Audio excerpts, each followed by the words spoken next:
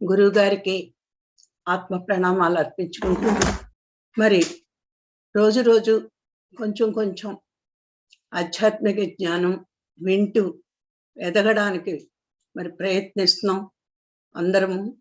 మరి ఎదిగామా లేదా అన్నది మన దైనందిక జీవితంలో మనం ఆచరించే విధానాన్ని బట్టి ఉంటుంది. అలాగే మరి చాలా మందికి వినడం వల్ల ఎదిగిపోయాము అనుకుంటారు. వినడం వల్ల ఎదగమండి, ఆచరణ వల్ల ఎదుగుతాం.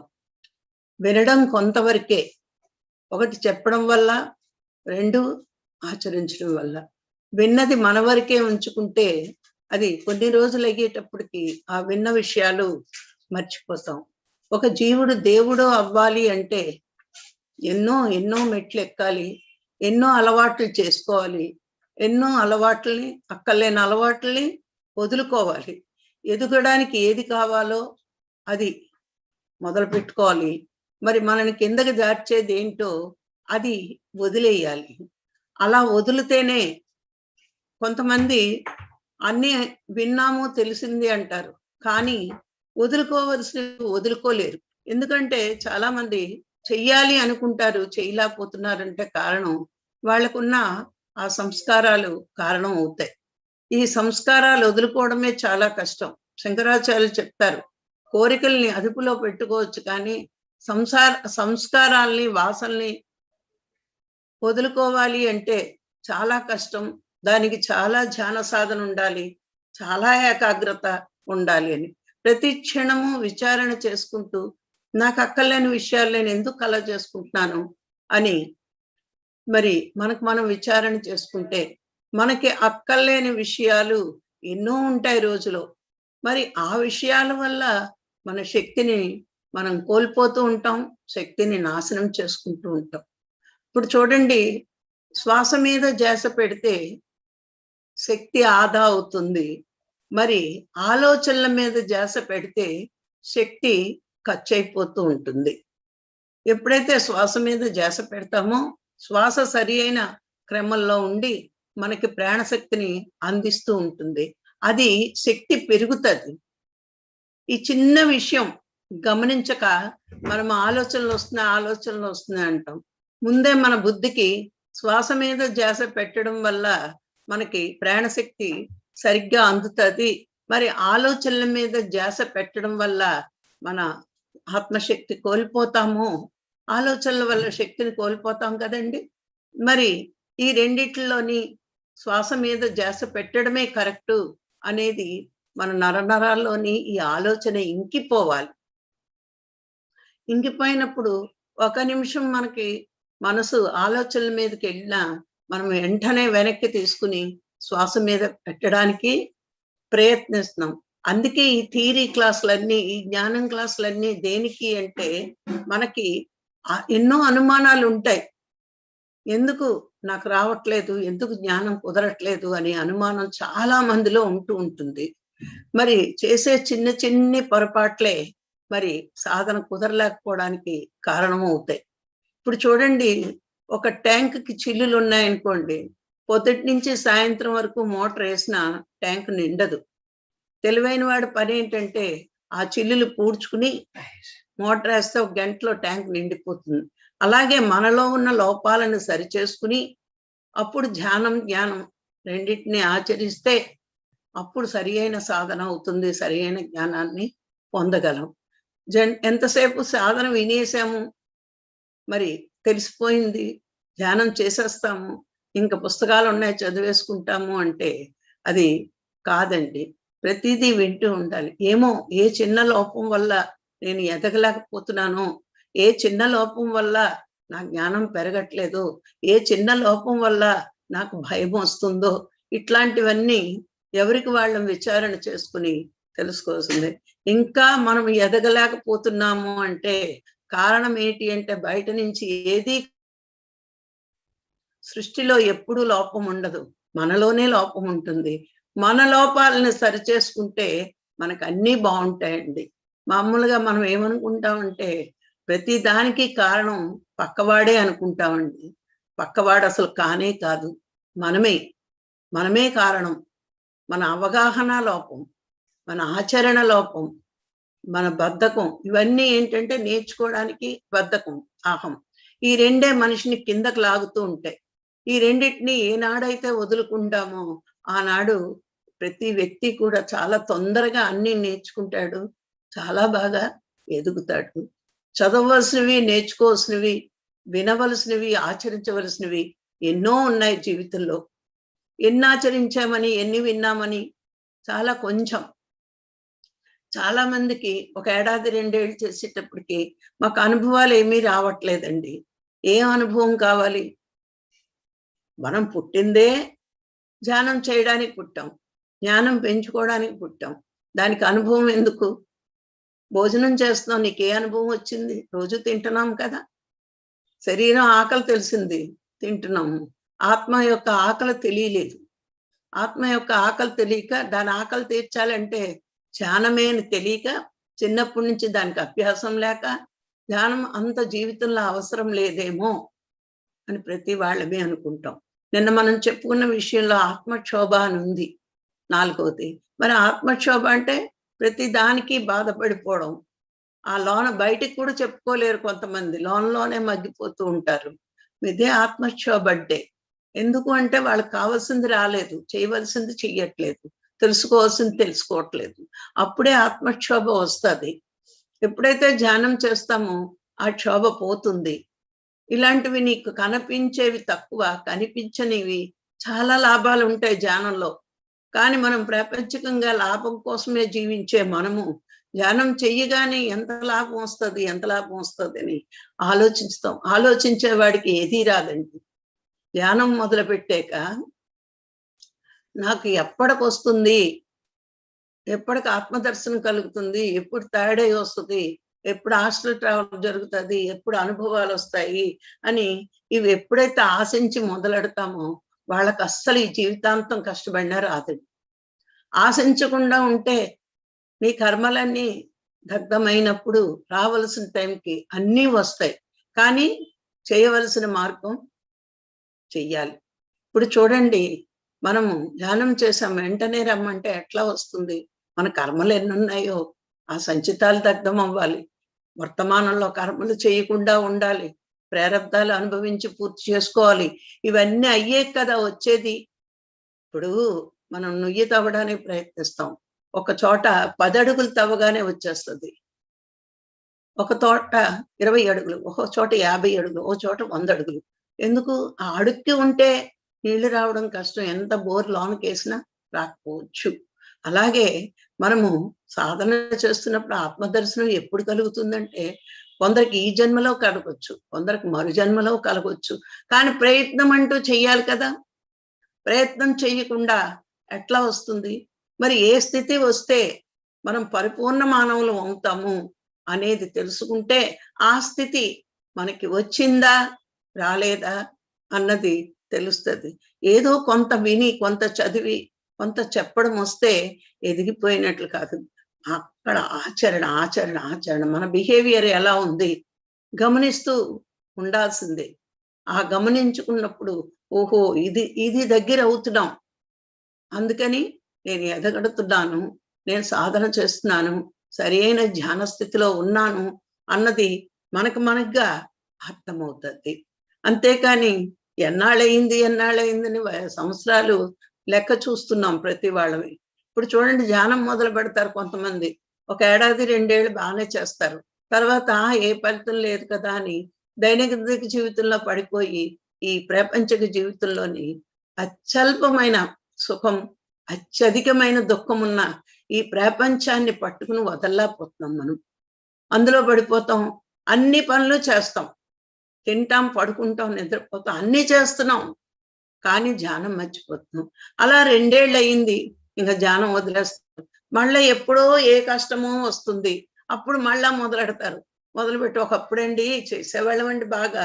ఏంటో అశ్రద్ధ అయిపోయిందండి అని మళ్ళా మొదలుపెట్టి ఇది కరెక్టేనా అండి, అది కరెక్టేనా అండి అని అడుగుతారు. మొట్టమొదట నువ్వు ప్రారంభించేటప్పుడే భగవంతుడు నాకు ఈ అవకాశం ఇచ్చాడు.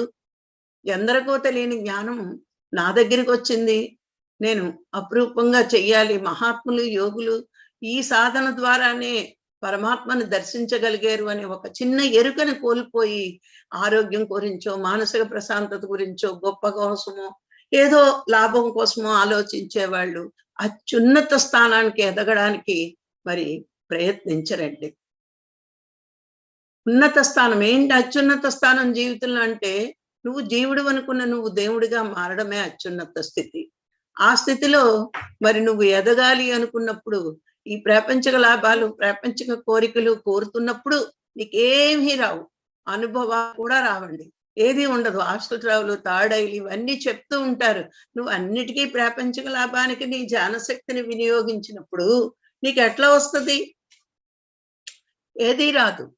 కానీ నువ్వు ఎప్పుడైతే అవన్నీ వదులుకుని నాకు పరమాత్మ గురించి, ఆ పరమాత్మ దర్శనం కలగాలి, నేను దేవుడిగా మారినప్పుడే నా మాట, నా చేత, నా పని, నా క్రియ అన్నీ కూడా కరెక్ట్ గా ఉంచుకున్నప్పుడే ఆ పరమాత్మ దర్శనం కలుగుతుంది, ఆత్మ దర్శనం కలుగుతుంది అని మనస వాచ కర్మణ త్రికరణ శుద్ధిగా నువ్వు ఉండగలిగినప్పుడు, అందుకే కదా గీతలో చెప్పాడు అనన్య చింత ఎంతో మన. నువ్వు బాహ్య చింతలు వదిలేయి, ప్రాపంచిక చింతలు వదిలేయి, నీ చింత వదిలేయి. ప్రాపంచిక చింతలు అంటే నీ భార్య బిడ్డలు బాగుండాలి, నీ భర్త బాగుండాలి, ఇలాంటివన్నీ సంకల్పాలు చేస్తాను ధ్యానం, అది ప్రాపంచిక చింతే. మా అబ్బాయికి ఉద్యోగం రావాలి, ప్రాపంచిక చింతే. మా అమ్మాయికి పెళ్ళి అవ్వాలి, ప్రాపంచిక చింతే. నేను మంచి ఇల్లు కట్టుకోవాలి, కారు కొనుక్కోవాలి, ఇవన్నీ ప్రాపంచిక చింతే. లేదా నా రోగం తగ్గిపోవాలి, ఇలా శారీరక చింత. ఎన్ని చింతలు ఉన్నాయి నీకు? చింత చెట్టుకు చింతకాయలు ఎన్ని ఉన్నాయో నీకు అన్ని చింతలు ఉన్నాయి. ఇన్ని చింతలు తగ్గడానికి ధ్యానం చేస్తే నీకు భగవంతుడి దగ్గర నుంచి అనుగ్రహం ఎందుకు రావాలి?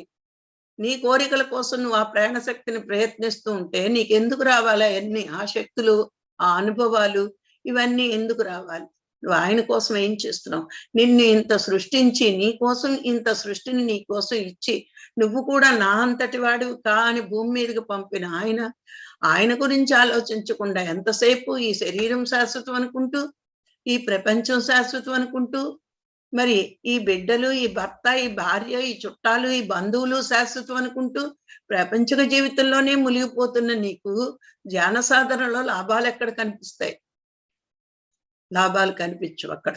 నీ శక్తి సరిపోదు. ఎప్పుడైతే ఒక కోరిక, ఒక సంకల్పం పెట్టుకుని ధ్యానం చేస్తావో నీ ఆలోచనలు అవుతాయా లేదా అని ఉంటది. కానీ ఆయన్ని చేరుకునే మార్గంలో ఏ కష్టం వచ్చినా, నష్టం వచ్చినా ఆయన్ని చూసుకుంటాడు అనే ఊహలో నువ్వు వెళ్ళట్లేదు, లాభంతో ఆలోచిస్తూ వెళ్తున్నావు. అట్లాంటి వాళ్ళకి ధ్యానం ఫలితం గమ్ముని కనిపించదండి. కనిపించినట్టు నటిస్తారంతే, కనిపించదు. కానీ ఆధ్యాత్మిక మార్గంలో ఒక్కటేనండి, కోరికలన్నీ పక్కన పెట్టి ఆత్మదర్శనం కోసం అంటే ఆయన ఒక చిన్న కండిషన్ పెట్టాడు. నువ్వే పని చేస్తున్నా ప్రతిఫలాక్ష లేకుండా నిష్కామ కర్మ చెయ్యి. నీది అంటూ భూమి మీద ఏమీ లేదు. ఎన్నో ఉపనిషత్తుల ద్వారా చెప్పాడు, నీది అంటూ భూమి మీద ఏదీ లేదు, అంతా భగవంతుడిదే. నేను చేస్తున్నాను అని నువ్వు అనుకుంటున్నావు, నా చేత చేయించబడుతోంది అని నువ్వేనాడు గ్రహిస్తావో, పరుల సేవే పరమాత్మ సేవ అని నువ్వు ఎప్పుడైతే భావిస్తావో అప్పుడు నువ్వు సరి అయిన మార్గంలో నడుస్తున్నట్లు అని మనకి ఎన్నో ఉపనిషత్తుల ద్వారా మరి ఎన్నో మార్గాలుగా చెప్పాడు. ఆయన ఏమంటున్నాడు? నిష్కామ కర్మ చెయ్యి. ప్రాపంచిక సేవలు చేస్తున్నప్పుడు నిష్కామ కర్మ వస్తే భోగాలు వస్తాయి. ఆధ్యాత్మిక సేవలో నిష్కామ కర్మ ఏమొస్తుంది? మోక్షం వస్తుంది. ఈ రెండింటికి డిఫరెన్స్ చాలా మందికి తెలియదండి. ప్రాపంచిక సేవలో భగవద్గీత చదివి నిష్కామ కర్మ చేస్తే మంచిది కదా అని చేస్తున్నారు చాలా మంది. కానీ ఒక అంబానీ లాంటి కుటుంబంలో పుట్టొచ్చు నెక్స్ట్. అది ప్రాపంచిక జీవితం. నువ్వు చేసావు కాబట్టి మళ్ళీ నీ నెక్స్ట్ ఆత్మ అది అంత భోగంలో పుట్టొచ్చు. కానీ ఆధ్యాత్మిక జీవితంలో బుద్ధుడు చెప్తాడు, నీ ఎదురుగుండా ఉన్న ప్రతి పని నీ కోసమే సృష్టించబడింది, ఆ భగవంతుడు సృష్టించాడు అనుకుంటూ ఆ పని చేయడమే కానీ లాభం ఎంత నష్టం ఎంత అని ఆలోచించడం కాదు. అలా ఆలోచించకుండా నువ్వు చెయ్యగలిగిన రోజున ఆధ్యాత్మికంగా అత్యున్నత స్థితికి చేరతావు, మోక్ష స్థితికి వెళ్తావు. శరీరం ఉండగానే నువ్వు అత్యున్నత స్థితిలో ఉండగలుగుతావు. ప్రతి దాన్ని ఇది నేను చెయ్యాలా, ఇది లాభమా, ఇది నష్టమా, ఇట్లా ఆలోచించొద్దు. ఆధ్యాత్మిక జీవితంలోకి వచ్చాక నీ ముందున్న పని ప్రతిదీ నీ కర్తవ్యంగా భావించి, భగవంతుడు సృష్టి, నా ముందు ఈ పని నేను చెయ్యాలి అనుకుంటూ చెయ్యి. లాభం నష్టం ఏది ఆలోచించొద్దు. అది ఆధ్యాత్మిక జీవితంలో నిష్కామ కర్మ. ప్రపంచక జీవితంలో నిష్కామ కర్మ భోగాలు వస్తాయి. ఆధ్యాత్మిక జీవితంలో నిష్కామ కర్మ మోక్షాన్ని ఇస్తుంది, ఆత్మ దర్శనం కలుగుతుంది. ఆ సేవా మార్గంలో ఉండిన వాళ్ళకి భగవంతుడే ఇస్తున్నాడు నాకు ఆ శక్తి. నీ ఆత్మశక్తి లేకపోతే నువ్వేం చేయగలవు? ఆత్మ అంటే భగవంతుడే కదా. ఈ భగవంతుడే నీ బుద్ధికి, మనసుకి, శరీరానికి శక్తిని ఇస్తున్నాడు కదా. మరి ఆ శక్తిని నువ్వు పెంచుకుంటూ నిష్కామ కర్మ చేస్తేనే కదా నీకు రావాల్సినవన్నీ వస్తాయి. అందుకే గురుగీతలో ఈశ్వరుడు పార్వతీదేవి బోధించినప్పుడు, అక్కడ అలా బోధిస్తూ ఉన్న జ్ఞానం బోధిస్తున్నప్పుడు భృంగీసుడు కూడా ఉంటాడు. భృంగీసుడితో చెప్తాడు. భృంగీసుడు అడుగుతాడు, మరి ఇవన్నీ పూర్తయినట్టు ఎట్లా తెలుస్తుంది జీవితంలో అంటే? అన్నీ నేర్చుకుంటారు, సమాధానాలన్నీ తెలుసుకుంటారు. ఆత్మ అంటే ఏంటి, పరమాత్మ అంటే ఏంటి, జీవుడు అంటే ఏంటి, దేవుడు అంటే ఏంటి, జీవుడు దేవుడిగా మారడానికి అడ్డంకులు ఏంటి, ఆచరించవలసినవి ఏంటి, ఏవి వదుకోవాలి, ఏవి ఆచరించాలి, ఇవన్నీ సమాధానాలు దొరికే వాళ్ళకి. ఎప్పుడైతే ఆత్మ అంటే ఎవరు, పరమాత్మ అంటే ఎవరు, నేనంటే ఎవరు, ఇవన్నీ సమాధానాలు దొరికిన స్థితియే సమాధి స్థితి. నీకు అన్ని సమాధానాలు దొరికాయి, నువ్వు కూర్చున్నావు ధ్యానంలో, అప్పుడు నీకు సమాధి స్థితి ఏర్పడుతుంది. ఇంకా నీకు సంశయాలు లేని స్థితి. కరెక్ట్ గా చెప్పుకోవాలంటే సంశయాలు లేని స్థితినే సమాధి స్థితి అంటారు. నువ్వు ఆ స్థితిలో అత్యున్నత స్థాయికి ఎదిగాక నువ్వు ప్రాపంచిక జీవితంలో ఉన్నా చాలా చాలా గొప్పగా జీవించగలవు. ఎలా జీవిస్తాడు? ఇప్పుడు మొన్న రాఘరావు గారు చెప్తున్నారు, భగవంతుడి యొక్క లక్షణంలో సాక్షిభూత స్థితి అని. అది వస్తుంది, ఆ సాక్షిభూత స్థితి వస్తుంది. ఎప్పుడు వస్తుంది? నీకేం అవగాహన అయినప్పుడు ఆ సాక్షిభూత స్థితి వస్తుంది. జరిగేదంతా జరుగుతుంది, నా ఇష్టం ఉన్నా లేకపోయినా జరగవలసింది జరిగే తీరుతుంది. దాన్ని నేను యాక్సెప్ట్ చేస్తూ నా ముందున్న కార్యాల్లో ఇష్టం ఉన్నా లేకపోయినా మనం పాల్గొవాలి. ఇది నాకు ఇష్టం, ఈ పని అంటే ఇష్టం, ఆ పని అంటే నాకు ఇష్టం లేదు అని ఇష్టాయిష్టాలతో అక్కడ పని లేదు. ప్రతి పనిలోని నువ్వు పాల్గొంటూ ఆ పని చేసుకోవడం. అంటే నీకు ఒక ఆలోచన, నాకు ఇది ఇష్టం, నాకు కార్ డ్రైవింగే ఇష్టం, నాకు హార్స్ రైడింగే ఇష్టం, నాకు వంట చేయడమే ఇష్టం, నాకు పుస్తకాలు రాయడమే ఇష్టం అని ఏం కాదు. అక్కడ నీకు ఇష్టం అంటూ ఏది ఉండకూడదు. నీ ముందున్న పని నువ్వు ఆ ఇష్టము అనే మాట దేని నుంచి వచ్చింది? మనసు నుంచి వచ్చింది. నీ మనసు ఉంటేనే ఆ ఇష్టము అయిష్టము ఇవన్నీ అంటావు. ఆ మనోశూన్యం వచ్చినప్పుడు ఇష్టాలు ఉండవండి. నువ్వు ఆ సమాధి స్థితిలోకి వెళ్ళినప్పుడు, నీకు సృష్టి అంటే ఏంటో అర్థమైనప్పుడు, ఆ సమాధి స్థితిలోకి వెళ్ళి నువ్వు ధ్యానం చేసి ప్రాపంచిక జీవితంలో ఉన్న ఎలా ఉంటాడు అని ఈశ్వరుడు ఏం చెప్తున్నాడంటే, మహాకర్త, మహాభోక్త, మహాత్యాగి, ఈ 3 గుణాలతో ఉంటాడటండి. మళ్ళా చెప్తున్నాను, మహాకర్త, మహాభోక్త, మహాత్యాగి, ఈ 3 గుణాలతోనే ఉంటాడు జీవుడు అప్పుడు దేవుడైపోతే. ఏమిటి అంటే మహాకర్త అంటే ఎన్ని కార్యాలు చేస్తున్నా చుట్టూరు ఉన్న పనులన్నీ చేస్తాడు, కానీ అక్కడ నేను చేస్తున్నాను అనే భావనే వాళ్ళకు ఉండదు. అక్కడ నేను చేస్తున్నాను కాదు, నా ద్వారా అది చేయించబడుతోంది అంతే. అలా ఎప్పుడైతే ఉండగలుగుతావో, అక్కడ నేను చేశానండి, ఇది నేను చేశానండి, పెద్ద క్లాస్ పెట్టానండి, పెద్ద క్లాస్ చెప్పానండి, లేకపోతే ఒక క్లాస్ నేను అరేంజ్ చేశానండి, ఇవన్నీ అనుకుంటాం. నీ ద్వారా జరిపిస్తున్నాడు ఆ జగదీశ్వరుడు. అది నువ్వు అనుక్షణం ఎరుకలో ఉండగలిగితే నేను చెయ్యట్లేదు, చేయించబడుతోంది అంతే. దాని పాపం, ఫలితం, పుణ్యం దాని గురించి ఆలోచించడం. మహాకర్త అంటే చూడండి, పనులు చేస్తున్నాడు, ఆ పని చేయడానికి వాడే కారణమయ్యాడు, కానీ తాను కారణమని తాను ఎప్పుడు అనుకోడు. అది మహాకర్త. అలా అనుకుండవే చాలా గొప్పతనం. మనం చూడండి, ఒక చిన్న గొప్ప పని చేస్తే 10 మందికి ఫోన్ చేసి చెప్పుకుంటాం, మేమిట్లా ఈ పని చేసాం, ఈ పని చేసాం, ఈ పని చేసామని. చేయించబడుతుంది మన చేత. ఎందుకు ఇంత మంచి పని మన చేత ఎందుకు చేయించబడుతుంది? భగవంతుడికి మనం నచ్చాం, మనం సెలెక్ట్ చేసుకున్నాడు. ఇక్కడ మూలం మర్చిపోయాం, అందుకే నేను అంటున్నాం, ఈ మేనుకు మళ్ళా విలువిస్తున్నాం. అక్కడ మూలం ఎవరు? భగవంతుడు మన చేత చేయిస్తున్నాడు. ఇప్పుడు పత్రి గారు భూమి మీదకి వచ్చారు. చాలా గొప్ప గొప్ప పిరమిడ్లు కట్టిస్తున్నారు. ఎందుకంటే ఆయన దానికోసం వచ్చాడని ఆయనకి తెలుసు. ఎంతమంది విమర్శించినా, ఎంతమంది తిట్టినా, ఎన్ని కష్ట నష్టాలు వచ్చినా ఆ పని ఆయన చేయిస్తాడు. అక్కడ. ఎందుకంటే రాబోయే తరాల్లో ఇప్పటి వరకు దేవాలయాలు ఎంత పెద్ద పెద్దగా ఉన్నాయో, రాబోయే తరాల్లో పిరమిడ్లు కూడా అంత పెద్ద పెద్దగా ఉండాలి. మనము ఒక మాట అంటూ ఉంటాం, గమనించండి. ఇదంతా ఎందుకు జరుగుతుందో అనుకునే బదులు ఇంకొక కొంచెం వెనక్కి వెళ్తే ఉంటది. శివుడాజ్ఞ లేనిదే చీమైనా కుట్టదు అంటాం కదా మరి. మరి ఆ మాట అందరం అనేస్తాం. అంటే శివుడి ఆజ్ఞ జరిగితేనే చీమైనా కుడుతుంది, లేకపోతే కుట్టదు అని అర్థం. అయితే ఆ శివుడాజ్ఞ వల్లే ఇంత పిరమిడ్లు వస్తున్నాయి. దాన్ని భూమి మీదకి ఆయన ఆజ్ఞ తేడానికి వచ్చిన మహానుభావుడు ఈయన. ఆయన మన చేత చేయిస్తున్నాడని మనం అనుకోము. ఏంటో ఇంతంత కట్టేస్తున్నారు, ఇంతంత చేయిస్తున్నారు. ఆ ఆజ్ఞ లేకపోతే పత్రిసారు మన చేత ఏ పని చేయించరండి. అక్కడ అవసరమైతేనే. అందుకే పత్రిసార్ చాలా ఏళ్ల క్రితం ఒక మాట అన్నారు. నేను ఒక పెద్ద ప్రాజెక్ట్ మొదలెట్టానంటే హాస్టల్ లెవెల్లో అది ఓకే అయితేనే నేను భూమి మీదకి తీసుకొస్తాను. పాల్గొని చేసావా ఆ పుణ్యం నీకు వస్తుంది. నేను చేయలేనని పక్కకు తప్పుకుంటే పని మాత్రం ఆగదు, ఇంకోటి వచ్చి ఆ పని చేస్తాడు. అందుకే ప్రతి పని సార్ చెప్పిన చేస్తున్నది ప్రతి పని కూడా యాక్సెప్ట్ చేస్తూ మనం ముందుకు వెళ్ళాలి. అంతేకాని నేను చేశాను, నేను కట్టాను, నేను ప్రయత్నిస్తున్నాను, అక్కడ నేను లేదు. ఈ మేనే నువ్వు కాదన్నప్పుడు నేను ఎక్కడుంది అక్కడ? అక్కడ చేయించబడుతోంది మనకు కూడా. కానీ యోగికి తెలుసు అది జరుగుతూ ఉంటుందండి. అందుకే పత్రిగారు ఎన్ని విమర్శలు వచ్చినా ఆయన ఏం పెద్ద పట్టించుకోకుండా తన పని తాను చేసుకుపోతాడు. మానవుల మాటకి విలువివ్వడు. పరమాత్మ ఆదేశానికి ఆయన విలువిస్తాడు. అందుకే ఆ పనులు కార్యక్రమాలు అట్లా జరిగిపోతూ ఉంటాయి. చూడండి, పేరవరంలో ఒక యజ్ఞం తలపెట్టాడు ఆయన. తలపెట్టినాడు మనం ఏం చేయగలమో అనుకోకుండా చేశాం కాబట్టి మరి ₹1,50,00,000 వసూలైపోయింది. దానికి ఎంతో ముందు పురోగతి అయింది. సార్కి తెలుస్తుంది. మామూలుగా మానవ ప్రయత్నంలో అయితే 25,00,000 30,00,000 డొనేషన్లు వస్తాయి. కరోనా టైంలో అంతకంటే ఆవిడ ఇవ్వడు.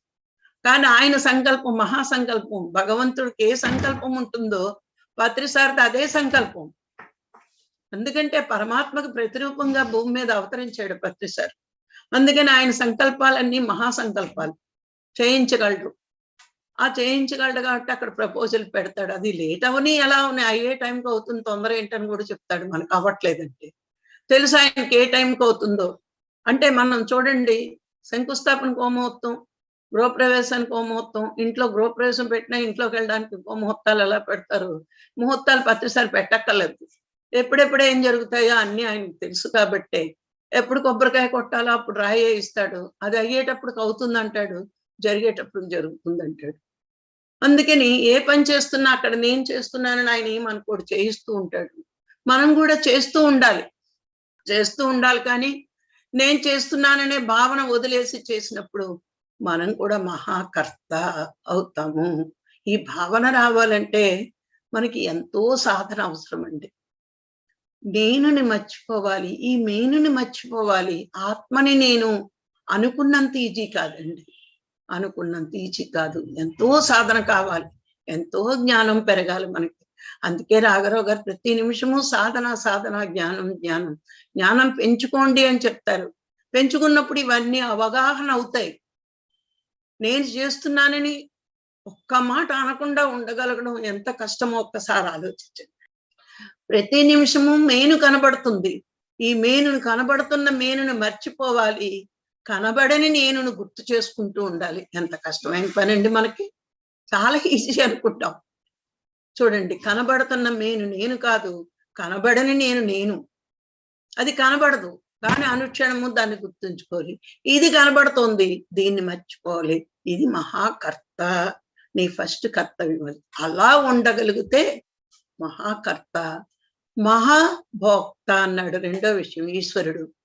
ఏంటి అంటే నువ్వు తినడం వల్లే కాదు. భోక్త అంటే తినడం ఒకటే కాదండి, ఆహారం తినడం విషయంలోనే కాదు, ఇంద్రియాలతో ఏది గ్రహిస్తున్నా, ఇంద్రియాలతో కళ్ళతో చూస్తావు, చెవులతో వింటావు, కానీ చూడనట్టే ఉంటావు. గ్రహిస్తున్నా అవి లోనకు తీసుకోకుండా, గ్రహించకుండా అన్నిట్లో ఉంటావు. సంసారంలో, సంఘంలో ఉంటాం. ఇంద్రియాలతో ఎన్నో గ్రహిస్తున్నాం, చూస్తున్నాం, వింటున్నాం. కానీ అక్కడ ఆసక్తి రహితుడిగా ఉండగలగాలి. అంటే దాని మీద ఆసక్తి ఎప్పుడొస్తది? మనం చూస్తున్నది ఇంకోసారి నెమరు వేసుకుంటే ఆసక్తి ఉంటుంది. కానీ ఇంకోసారి నెమరు వేసుకోకుండా ఉండగలిగితే ఆసక్తి రహితుడిగా ఉంటాం. దీనికి కృష్ణుడు ఉద్ధవుడికి చెప్తాడండి. ఉద్ధవ గీతలో ఉంటుంది. ప్రతి దాంట్లోనే ఆసక్తి రహితుడిగా ఎలా ఉండాలన్న మాటకి చాలా చిన్న ఉదాహరణ చెప్తాడు కృష్ణుడు. ఏంటంటే, నువ్వు బయట నుంచి దాహంతో ఇంట్లోకి వచ్చావు. నీ భార్య ఎన్నో విషయాలు చెప్తూ ఉంటుంది. చెప్తూ ఉన్నా నువ్వేం చేస్తావు? గబగబా అక్కడికి వెళ్ళి బిందులో నీళ్లు తీసుకుని తాగుతావు. తాగాక ఇప్పుడు చెప్పు, ఇందాక నుంచి ఏవో చెప్తున్నావు అంటావు. ఎందుకు నీకు గుర్తులేదు అప్పుడు చెప్తున్న విషయాలు అంటే, అక్కడ నీ మనసు పెట్టలేదు. ఆసక్తి రహితుడిగా ఉన్నావు. నీ ఆసక్తి దేని మీద ఉంది? మంచినీళ్ళు తాగడం మీద ఉంది. అలా ప్రాపంచిక విషయాల్లో నువ్వు ఆసక్తి రహితుడిగా ఉండాలి అని ఉద్ధవుడికి కృష్ణుడు లాస్ట్ చనిపోయే ముందు ఉద్ధవుడు వస్తాడండి. యుద్ధంలో పాల్గొలేదు, వెళ్ళిపోతాడు. మళ్ళా కృష్ణుడు మరణించే ముందు వచ్చి, కృష్ణ నువ్వేదైనా చెప్పవా, నాకు నువ్వు వెళ్ళిపోతున్నావు, ఈ భూమి మీద ఉండవు నువ్వు, జ్ఞానం నాకు చెప్పవా అన్నప్పుడు చెప్తాడు జ్ఞానం. అదే ఉద్ధవ గీత అండి. అందులో చెప్తాడు, నువ్వు భూమి మీద ఉంటావు, ఎన్నో కార్యక్రమాల్లో పాల్గొంటావు. పాల్గొన్నా ఆసక్తి రహితుడిగా ఉండాలి. కానీ నేను చేస్తున్నాను, నేను చూస్తున్నాను, నేను వింటున్నాను, ఇది ఉండకూడదు. అంటే ఇంద్రియాల ద్వారా నువ్వు ఏది సేకరించినా అది నీలోనికి వెళ్ళకోకుండా ఉండగలిగితే మహాభోక్త అన్నారు. అంటే పనులు చేస్తున్నా చేసినట్టు ఉండకూడదు, వింటున్నా వింటున్నట్టు ఉండకూడదు, చూస్తున్నా చూస్తున్నట్టు ఉండకుండా ఉండగలగాలి. ఎన్నో చూస్తారు, చూసిన వాళ్ళు దాని మీద దృష్టి పెట్టకపోతే ఆసక్తి రహితుడుగా ఉంటారు. మీకు ఇవన్నీ పత్రికలో కనిపిస్తాయండి, ఈ లక్షణాలన్నీ గమనించుకుంటే. ఇక మహాత్యాగి. మహాత్యాగి అంటే ఈ లోకంలో ఉంటారు వాళ్ళు మహాత్ములు. ఎన్ని అన్నా, ఎన్ని చేస్తున్నా, ఏం చేస్తున్నా వాళ్ళు పట్టించుకోకుండా ఉంటారు. వాళ్ళదంతా కూడా ఇవ్వడానికి. ఎందుకంటే వాళ్ళ మహాత్యాగం ఎందుకు చేస్తారంటే, వాళ్ళకున్నదంతా భగవంతుడితే అనే అనుక్షణము ఎరుకులో ఉంటారు. వాళ్ళ జీవితాలనే త్యాగం చేస్తారు. వాళ్ళు ప్రతిదీ త్యాగమే వాళ్ళ జీవితంలో. ఉన్నప్పుడు పొంగిపోరు, లేనప్పుడు కుంగిపోరు. నేను ఇంత ధ్యానం చేస్తున్నానే నాకేంటి లాభం అని అనుకోరు. నేను ఇంత ప్రజలకు ఉపయోగపడుతున్నానే నాకేంటి లాభం అని ఆలోచించరు. నా కర్తవ్యం, నా కర్తవ్యం, నా కర్తవ్యం. గమనించండి, పత్రికారు ధ్యాన ప్రచారం లేకపోతే అందరికీ వంట చేసి కూడా పెడతారు. ఎందుకంటే ఒక్క నిమిషం కూడా ఖాళీగా ఉండకూడదు భూమి మీదకి వచ్చాక.